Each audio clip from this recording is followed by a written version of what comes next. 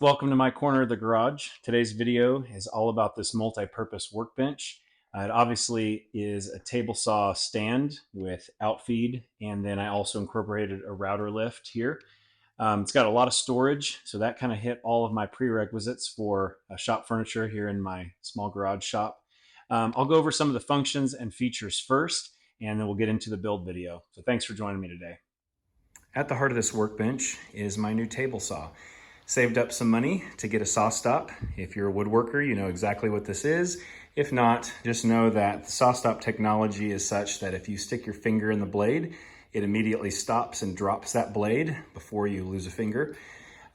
Seems to be a really neat saw. Obviously, it's pretty compact. It's not a cabinet saw. Don't have space for that in my shop, but I'm really excited to get to start using this. I added these wings on either side of it. Obviously, they're just a few inches each, but it does kind of give a wider table surface to this saw while still allowing the fence track system to move freely between them.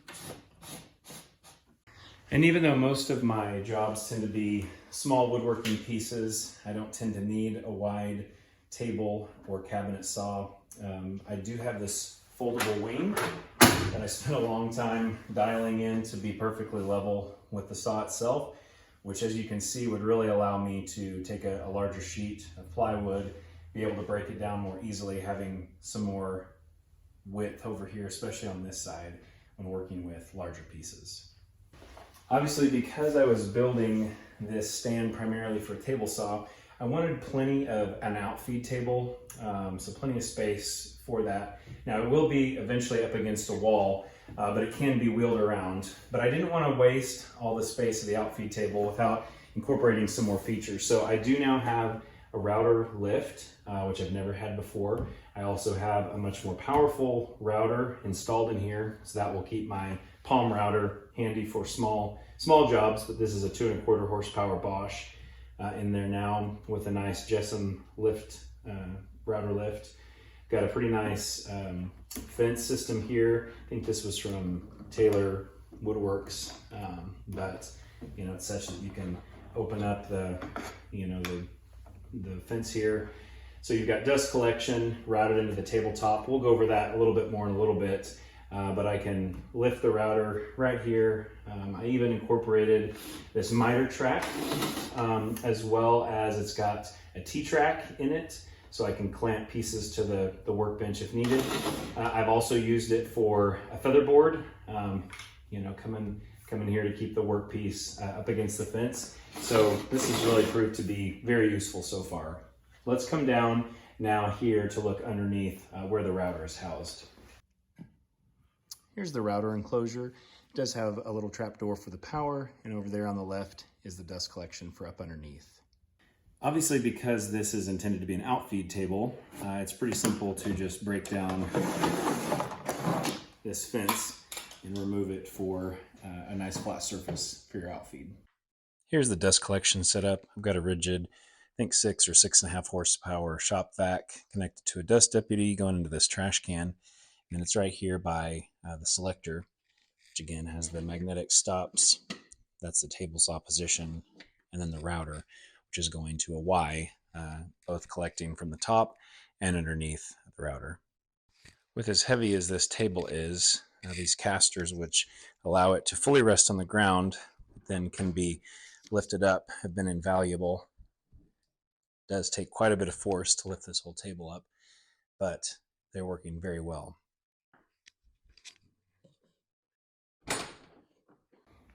Obviously, building shop furniture for a small workshop, one of my other prerequisites was having a lot of storage space. So here on the right, needs to be organized, but basically this will be a lot of my router accessories. It's a nice deep full-size drawer. Here on the left, because power and dust collection's running under it, it's kind of a nice shallower drawer that I'm going to build some holders for 1/2 inch and 1/4 inch shaft router bits.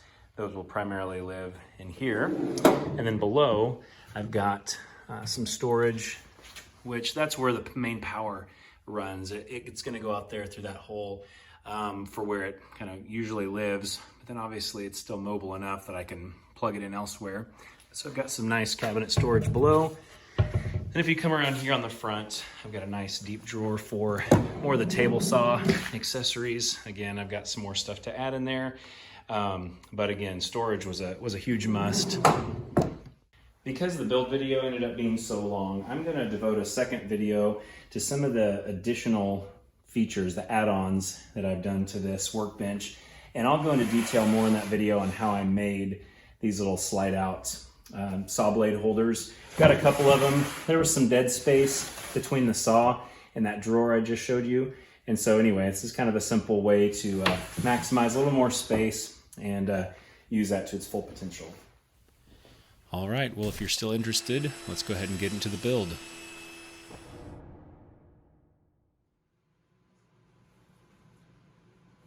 Because woodworking is a hobby for me and doesn't generate a lot of income, I couldn't justify building this out of hardwood, which obviously would have been ideal.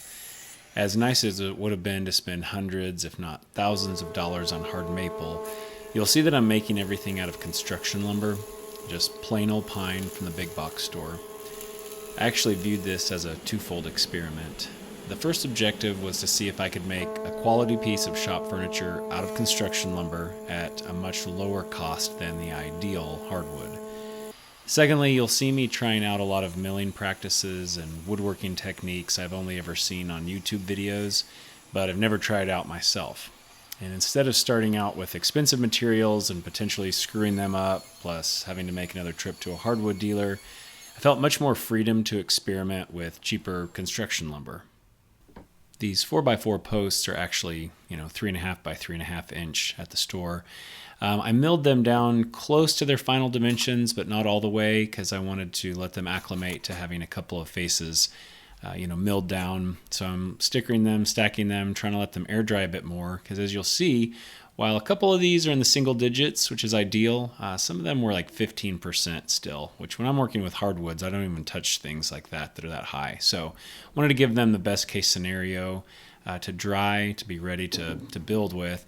And then these 2x4s are just standard studs that obviously have a lot of knots. I picked as straight of ones as I could, but I'm sorting them to get the ones for the long pieces for the frame of the workbench.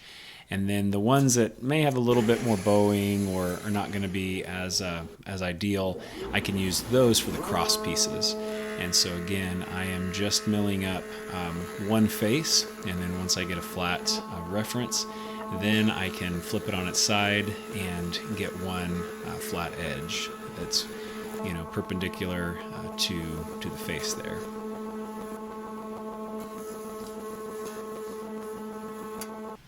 I didn't bother stickering each of these long support pieces, but went ahead and clamped them together just to keep them from moving around.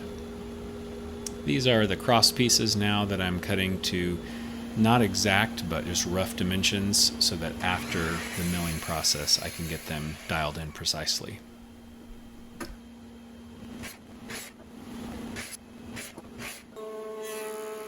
Same story here, just getting one flat face so I can flip it up and get a nice perpendicular edge on it. And as you'll see in this next shot, for construction lumber, this is looking really nice. I am loving having a huge 2 horsepower dust collector, especially when milling a lot of lumber up.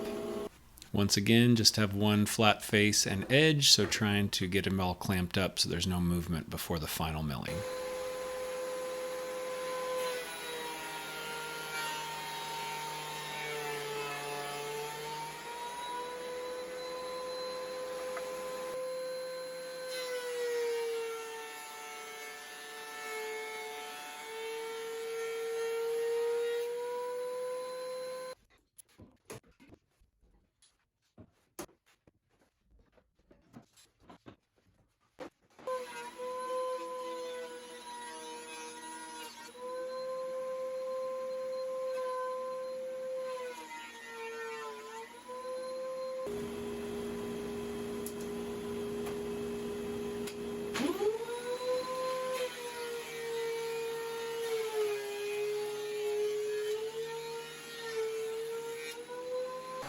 Here's the final step of that process where I will basically run everything through the table saw so it has consistent 3-inch thickness, as I'm putting together the frame, they will all have really nice joints because they all have the exact same thickness.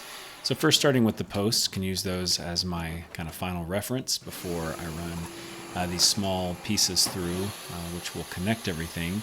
And then here in a moment, you'll see me pass through the big, long support pieces for the frame.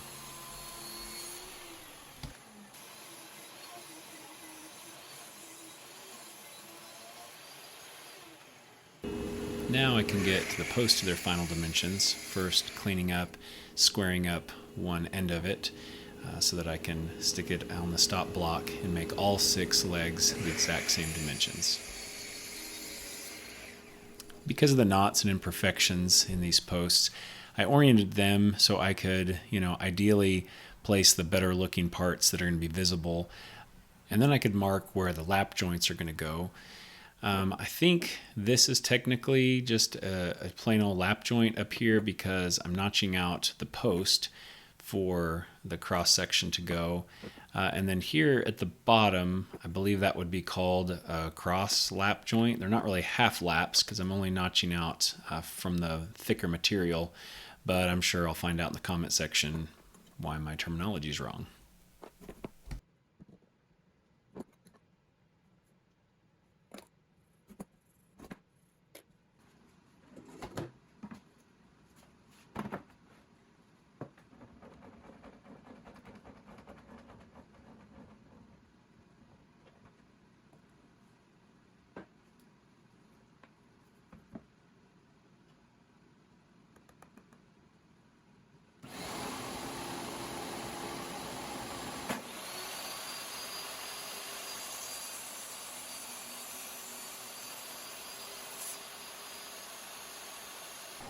A simple stop block on the sled just ensures that the bottom cut of each post's cross lap is going to be consistent.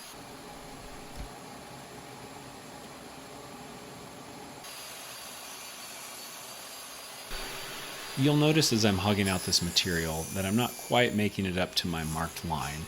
And that was intentional because I've got one more step before I set the blade to its final height.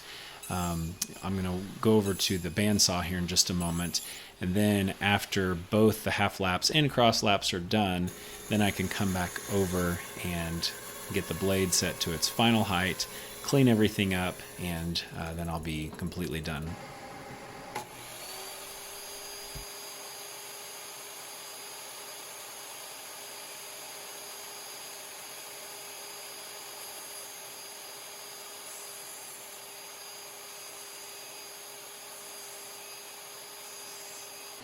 Full disclosure here, those fit really well. The only problem was what I'm testing with is one of those cross sections, not the long ones, which I'm here cutting to their final dimensions.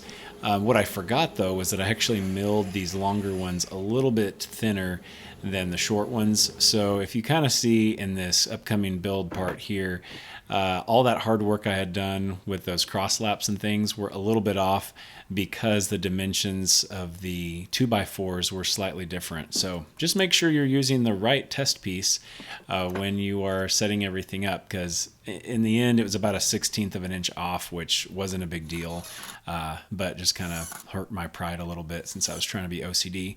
But again, I'm using construction lumber for a reason for this first time. Now I'll know next time when I'm using the expensive stuff.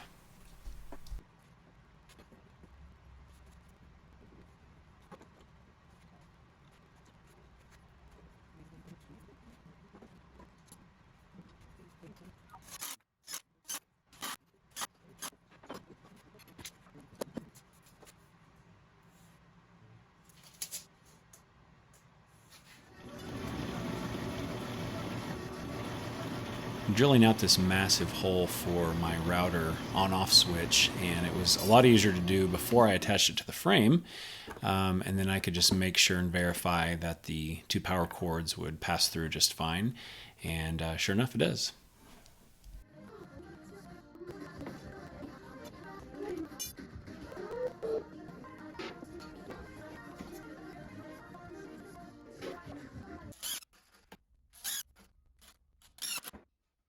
Just planning ahead once again. I'm pre-drilling where the two side wings of the table saw are going to be. I need some way to attach them to the frame, and so this just ensures me being able to more easily pre-drill before everything is assembled, and then later on it'll be much easier to get those screws in. An 1/8 inch round over just makes everything nice and soft to the touch, so you don't have sharp edges where your hands are going to be grabbing drawer pulls and things. And these are the short cross sections that are now getting cut down to their final length.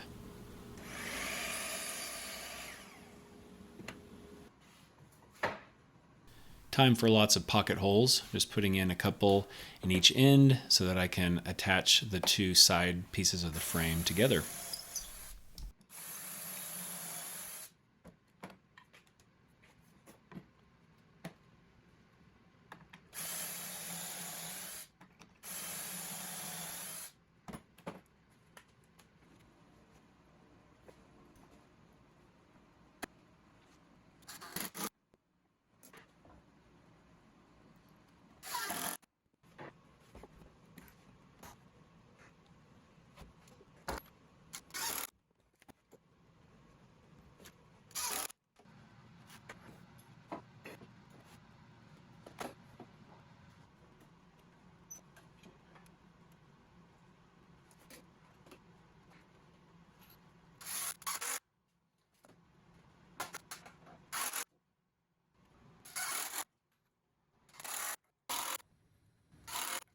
When I initially designed this, I didn't think of it at the time, but wanted to do this now before I got any further in the build.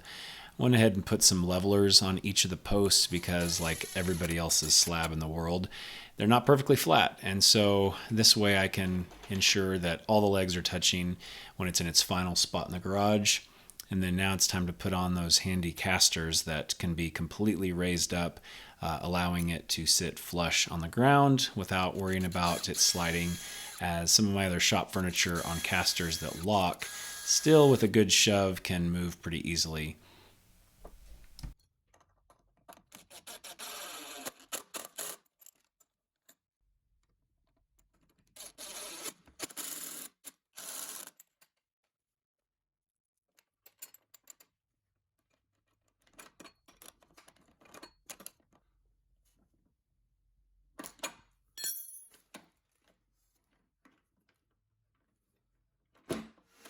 The entire frame is assembled now, so I'm breaking down some plywood. This first piece is going to be for the base or the floor of the whole workbench, and so I've got a notch out for each of the posts. This is the only piece that's got to be notched out, and it took some finagling before I finally was able to get it to seat in there.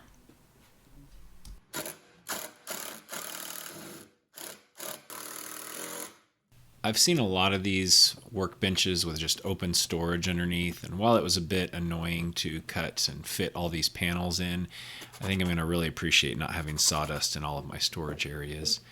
And here is just one little support piece that's going to go under this second tier where the cabinets and drawers are going to be.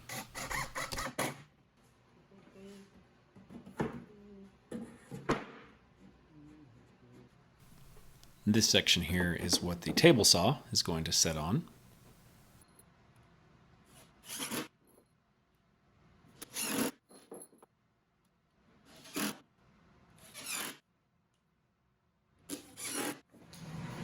So here I went ahead and took apart a 2.5 inch blast gate, and I'm going to use both sides of it basically to connect some vest hoses to.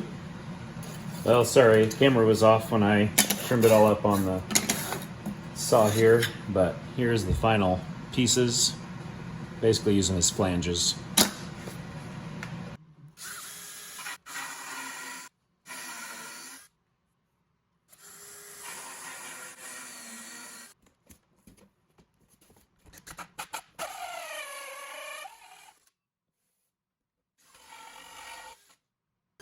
Here's my little router table that has served me well, but you can see why I wanted to upgrade to more of a router lift and full-blown router table.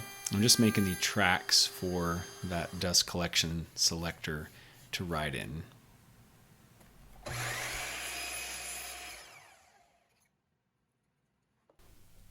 I'm drilling a couple of holes for magnets to sit in this dust collection selector. And while you're watching the assembly part, you can enjoy some rantings of my cute 2-year-old. Oh,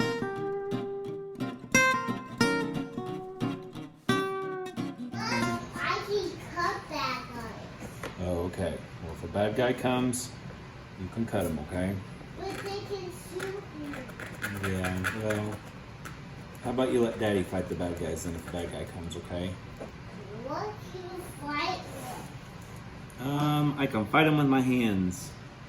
No, you cut it with the scissors. Oh, cut him with the scissors? Okay, I'll cut him with the scissors. Like this one. You hear that, bad guys? You come, I'm gonna cut you with the scissors. No, not me. Not you, I'm talking to the bad guys. These scissors I can cut us. Yeah, I'm gonna get him with those scissors. Those bad guys come. You can. I can't? You can. Oh, I can? Okay, I'll get him with the scissors. Okay. Hold on, you can when the bad guy comes. Okay, I will hold him in my hand when the bad guy comes.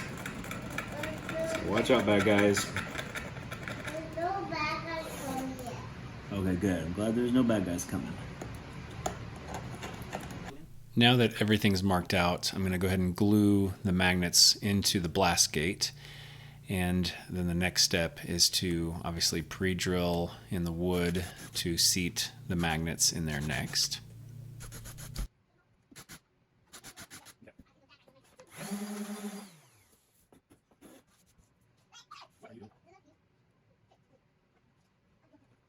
I learned on my past miter saw station build where I incorporated a similar dust collection system with a selector. It's really important to lay out your magnets in the correct polarity and see they are indeed working. And so now I can attach the rails.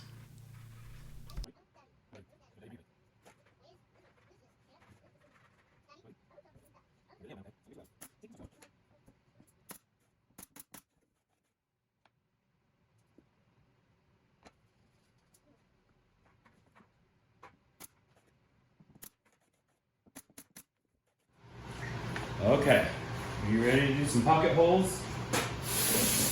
Okay, now, that hole, right there, okay, now pull it really hard.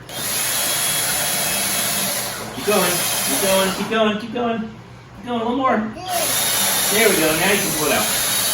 Yeah, good. Okay, now we're gonna move it over. Okay, now go over there and push down with all your muscles. Clamp it down. Yep, push down hard. Harder, harder. Yeah, you got it. Okay, now let's do this hole here. Okay. Okay, do that hole. Pull it, push it really hard till I say stop. Keep going, keep going. Good job. Yeah.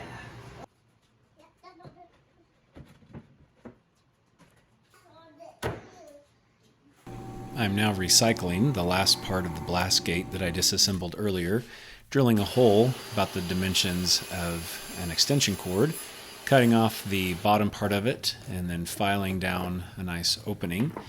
In this corresponding piece of plywood here, I've cut out a big hole for that extension cord to pass through. And then I'm making a little trap door. Similar design as the dust collection. Got some rails here that will hold this little trapdoor in place, and I'll be able to run an extension cord into my router enclosure.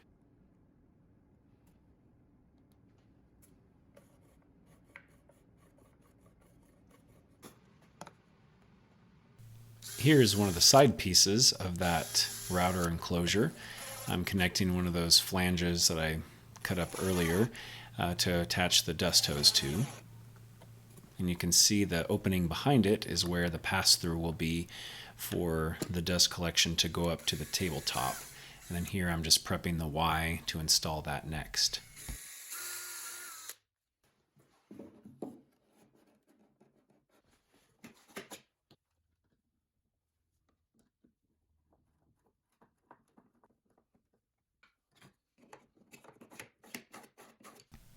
Here's a hole for the power from both the table saw and router to pass through below.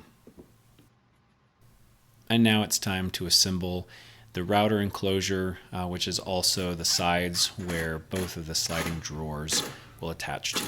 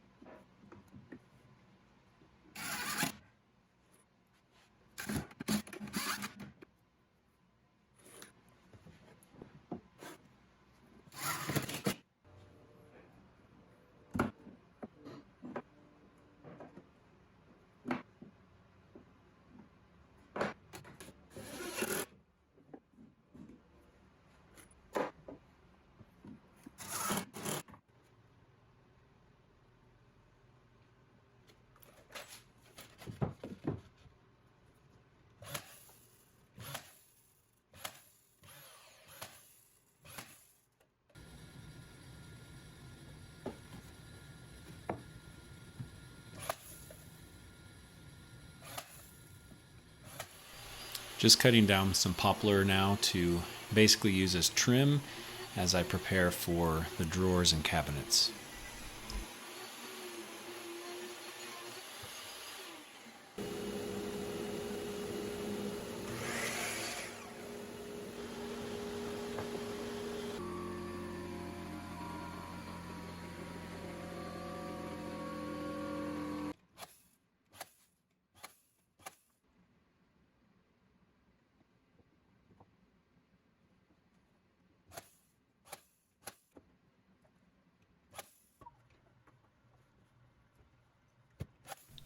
Time to uncover the solid core birch door that was a little hard to manhandle, so thanks to my wife who came out and got it up on the sawhorses with me. I got it from a buddy who works for a door company. This one in particular was gouged by a forklift, and so they couldn't sell it. But it ended up being perfect for a workbench top. So see there on the left, I was able to trim that whole section off anyway, using the largest portion for the workbench top, and then still had some usable pieces that I could cut down for the side wings right off of the table saw, as well as the big flip top extension on the left side.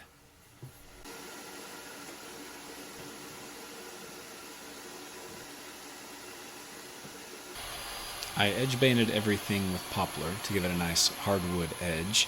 So here just trimming down some more, and then we'll be putting miters in and getting those all cut to their exact lengths.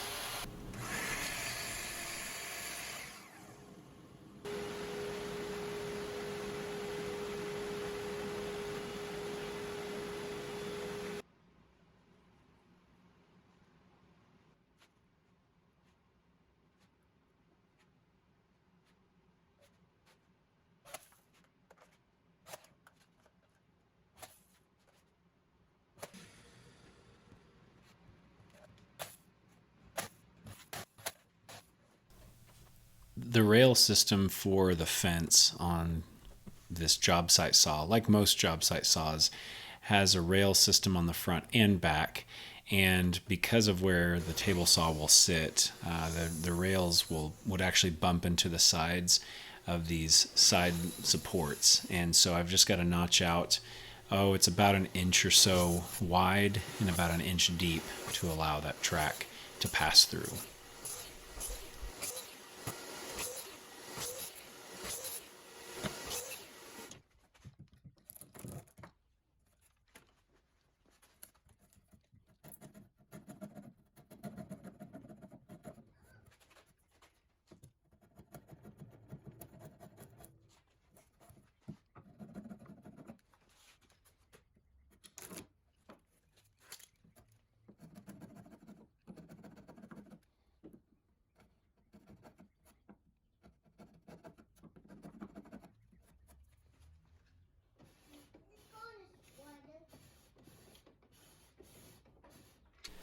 I glued in a couple of stop blocks and later reinforced them with screws.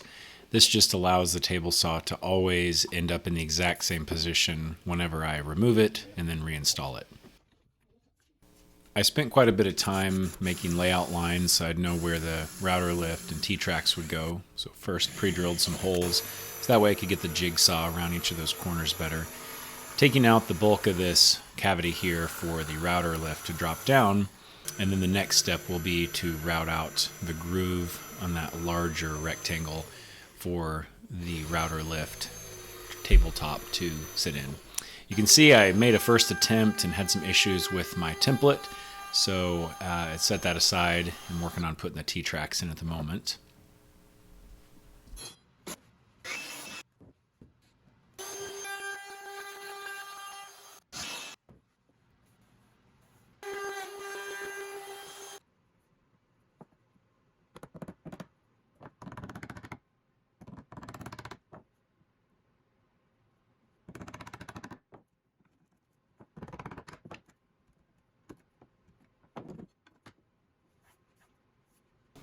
This is a handy tip I learned from YouTube. Basically, when setting the depth of your plunge router, use the actual material you're using to set that depth. And this is round 2 of trying to route out this template where the tabletop of the router lift is going to go. Went smoother this time, and so just working my way around. I just did one half at a time. It was a little easier to make the jig, and then I could just take it off here from the double-sided tape, flip it around, and do the other half.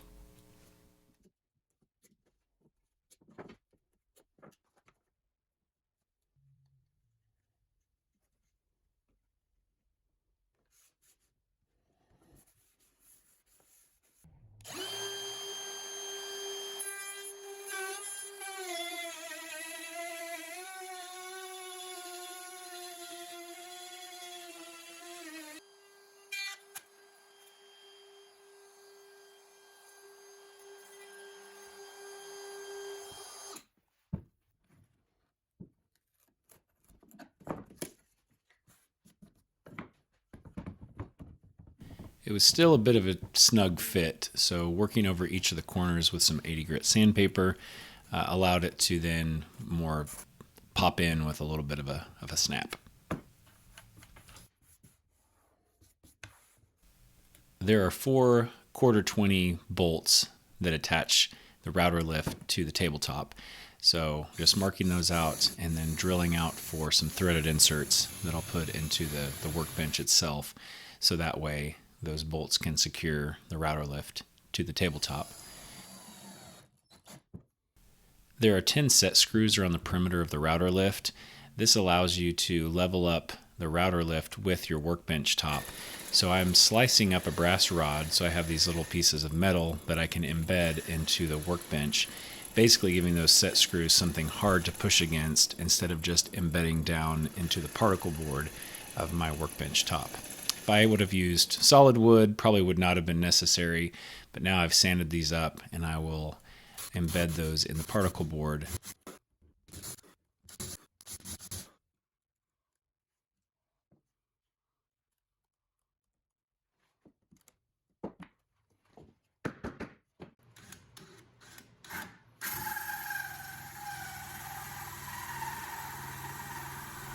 I'm just finishing up the hole for the dust collection that will come from the top of the workbench. So I'm going to flip it over and install a flange underneath, so that way I can connect it to the Y for the dust collection for the router itself. Instead of permanently attaching the tabletop to the frame and the carcass of the workbench, I went ahead and installed these. I think they were some hardware from old bunk beds. Basically just allowed me to screw the tabletop down to the base. So if I ever need to remove it, replace it, flip it over for some reason, I can easily do that. And here I am checking how level the workbench top is with the table saw. It was a little bit low, so I'm actually using some edge banding to shim up the workbench itself. I'll give you a closer up shot here in a second, but basically 2 pieces of edge banding stacked on top of each other in this one corner ended up squaring everything up nicely. It gave a very even transition, both coming from the table saw to the tabletop, as well as if I had a long piece at the router, it would very easily make that transition. So that ended up being just the perfect amount of those two pieces of edge banding to bring that up nice and flush. I only needed it on that one corner. The other side was perfectly fine.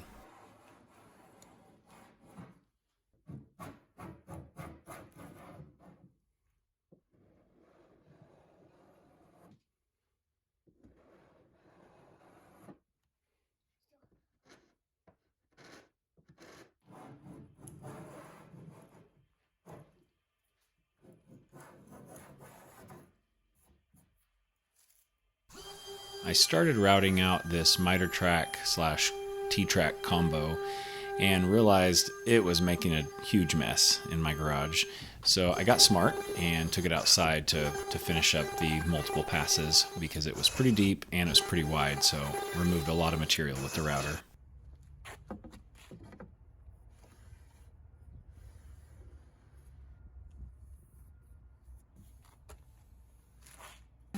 I filled all my brad nail holes off camera with wood filler because, that's about as fun as watching sanding.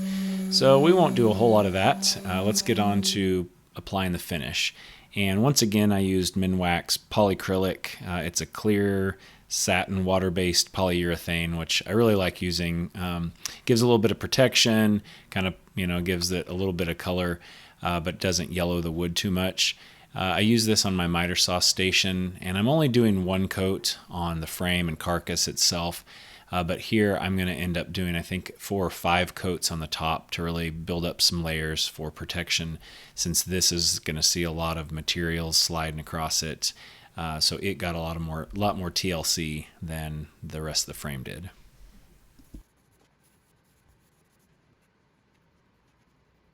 Got the finish applied. Here's what the tabletop looks like without any of its hardware. And here it is in its final glory with everything installed. I discovered that while putting in this miter and T-track that it ended up being a little low. You can see 0.5 millimeters. And I made a happy discovery that folding a playing card in half, so once again, playing cards for the win, is exactly 0.5 millimeters. So I'm strategically placing some folded up cards right where the screws go underneath there, and that ended up bringing that track up exactly flush with the rest of the tabletop, which was pretty fantastic.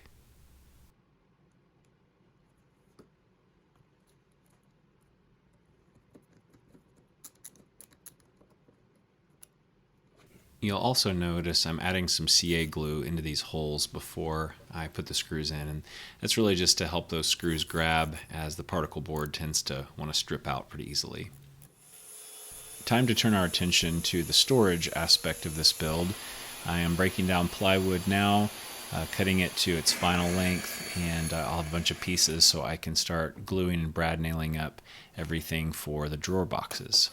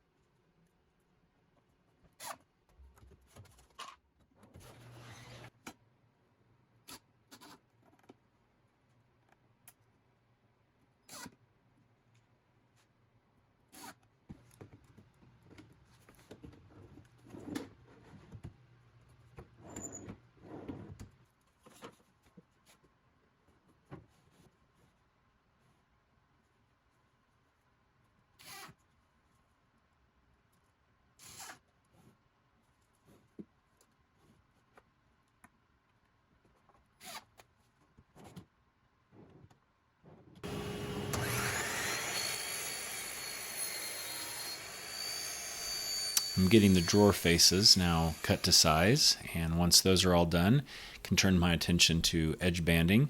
Again, not very glamorous. Managed to only burn myself one time as I was reaching for a piece of edge banding, stuck my arm right in the iron. Otherwise, it went very smoothly.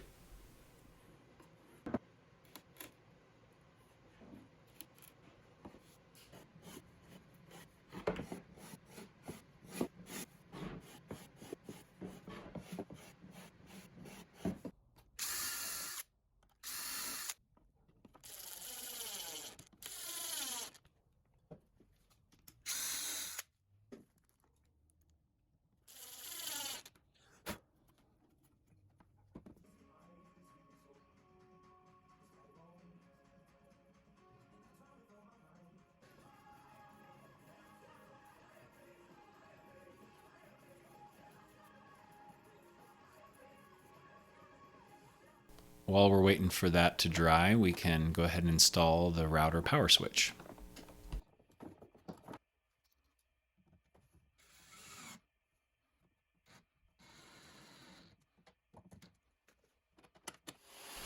And to finish up the drawers and the cabinets, time to make some poles, just like the ones you see in the background there on my miter saw station.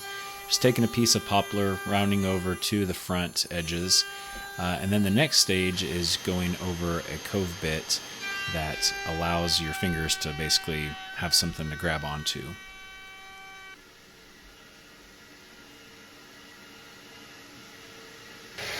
With that long piece done, I can take it over to the miter saw, cut each of the handles down to 6 inches each.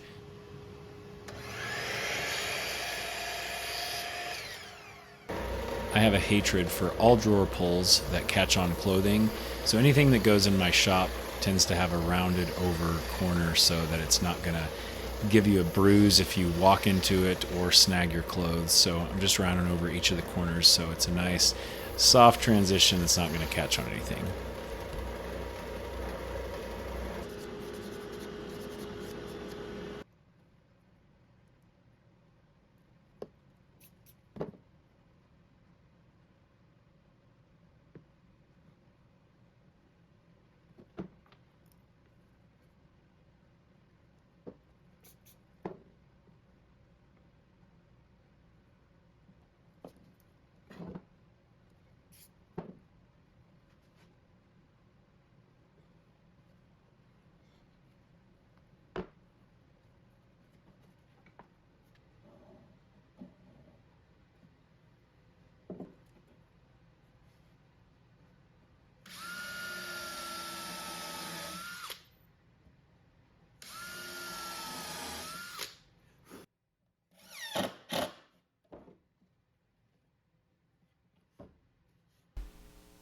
Using some playing cards as shims so that I can get the drawer face right on there and up to the edges with a little bit of a reveal, and then just holding it on with the hot glue in place till it dries.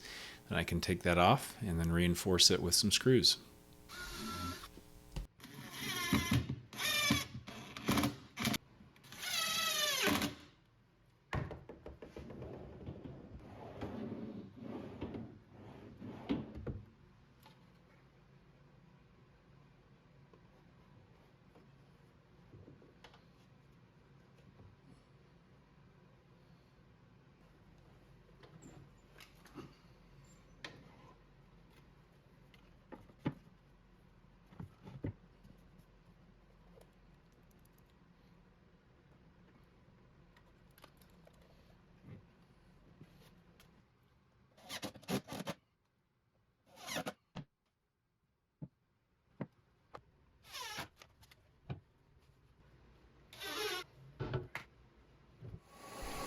We're in the home stretch now. These are going to be the wings to the left and right of the table saw to widen the table surface itself. These are made out of the same solid core birch door that the workbench top was made from. And so I'm just cutting these two pieces down to their respective sizes. Keeping in mind I'm going to have a 3/4 inch poplar banding, edge banding on each side of them.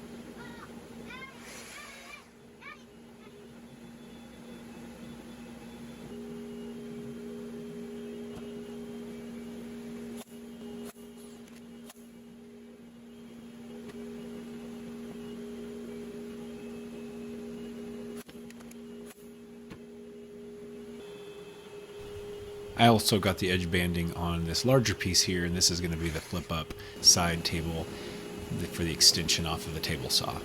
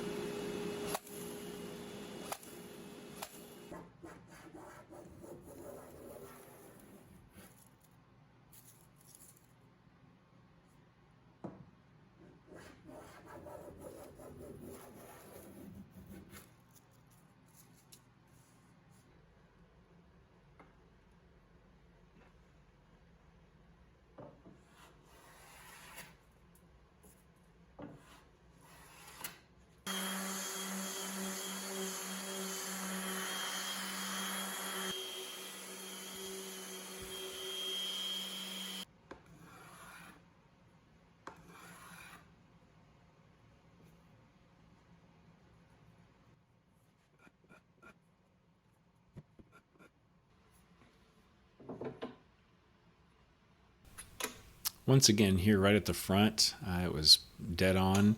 It's a little hard to see, but there's a bit of a gap there at the back. So again, 2 pieces of edge banding kind of shim this back part up, ended up bringing this nice and perfectly flush.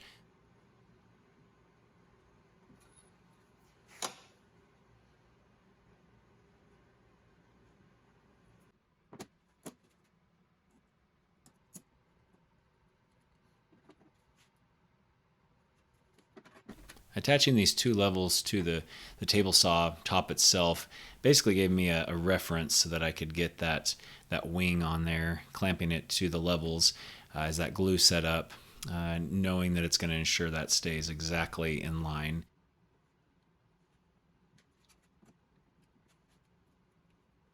And then those holes I drilled earlier, way earlier on, are now coming in handy, so it's just easy to slip those screws right in from the bottom. I have shimmed up this right side with edge banding, and so I'm about to put one more little shim piece right here, and that will get it all squared up with the table.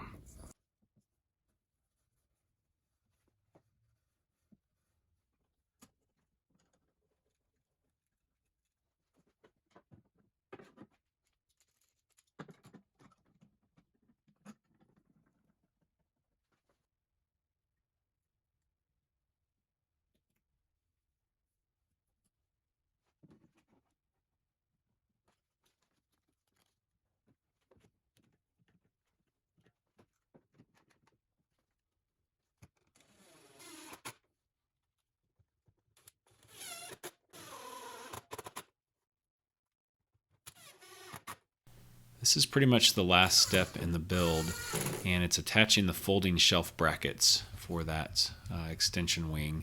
I put a piece of scrap left over from the tabletop on there so I could get it spaced exactly right.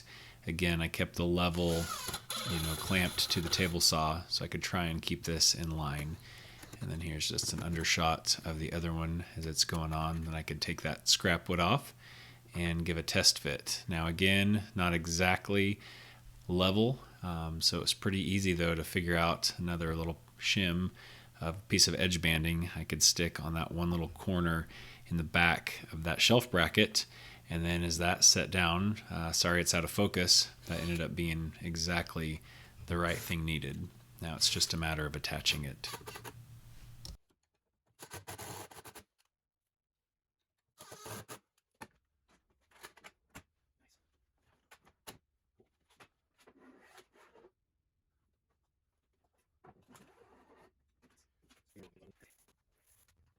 All right, the build is now complete. Got the last bit of finish on, putting the table saw back in, getting it wired up, hooked up to dust collection.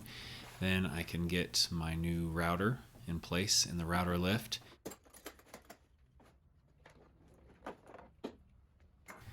It's a little bit cramped in that router enclosure, but manageable to get it secured. And then I could get the power cord up and out of the way.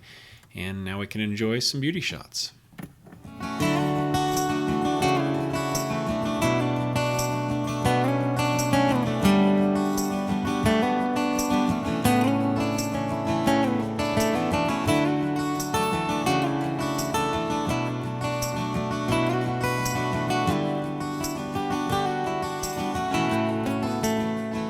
Well, thanks again for joining me today. Hopefully this has been somewhat entertaining or at least instructional video.